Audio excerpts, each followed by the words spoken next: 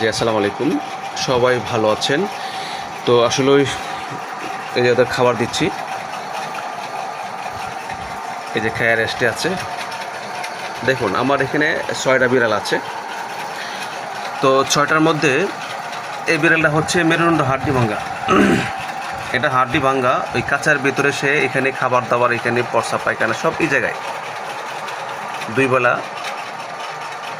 2বার 3বার তার এই ডোমা পরিষ্কার করতে হয়। এখানে প্রস্রাব পায়খানা এই জায়গায়, আর নিচে গা হয়ে গেছে, মানে প্রস্রাব তো অ্যাসিড জাতীয়, তাই না? তো এটা প্রায় পরিষ্কার করে ড্রেসিং করে আবার মলম দিতে হচ্ছে। এক পাশে হয়েছে, এক পাশে ভালো হয়েছে, না আরেক পাশে, কারণ তো সারাদিন শুয়ে থাকে, তো উঠতে পারে না, মেরুদণ্ড হাড্ডি ভাঙ্গা। তো সেই ক্ষেত্রে কিন্তু ধৈর্য ধরেই আমি কাজ চলে যাচ্ছি, প্রায় 1-1.5 বছর হয়ে গেছে অলরেডি। দেখুন ভাই, অনেকে বলে যে ফেলে দেন। এখন তো যে আমার আত্মীয় স্বজন হতো, আমার ভাই হতো, আমার বোন হতো, আমি কি ফেলে দিতে পারতাম না। সবচেয়ে হচ্ছে মানুষের বিবেক বিবেচনা।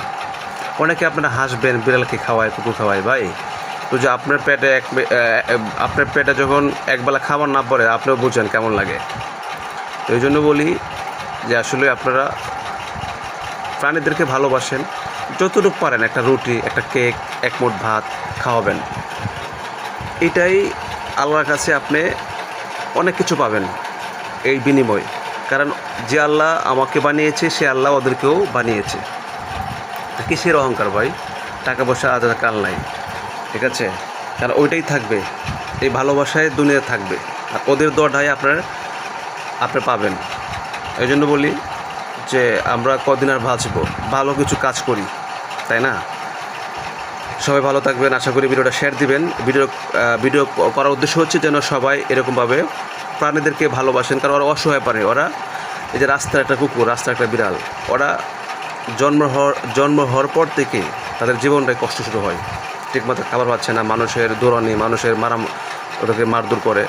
তা আসলে আমরা পরিবর্তন হই, আমরা একটু ওখান থেকে বেরিয়ে আসি।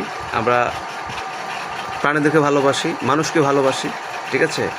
আর একটা মানুষ তো দেখেন চেয়ে খেতে পারে, কিন্তু একটা প্রাণী কিন্তু চেয়ে খেতে পারে না, সে কিন্তু থাকিয়ে থাকে। আর আমাদের দোকানের কাছে গেলে, বাড়ির পাশে গেলে আমরা মারধর করি, গরম পানি দিয়ে দিই। আসলে এটা কেউ করবেন না ভাই, রিকোয়েস্ট থাকবে, ঠিক আছে? কারণ দেখেন আমি হাজার ব্যস্ততার মধ্যে কিন্তু ওদেরকে আমি খাওয়াচ্ছি।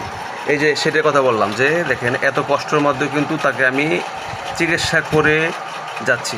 এমনও আছে হাতে টাকা পয়সা ছিল না, তারপরও আমি দাঁড় করেও ওদের আমি ওষুধ এনেছি, কারণ ওর মেরুদণ্ড হাড্ডি ভাঙ্গা। তারপরও রিস্ক নিয়েছিলাম যে ওরা অপারেশন করে হাড্ডিটা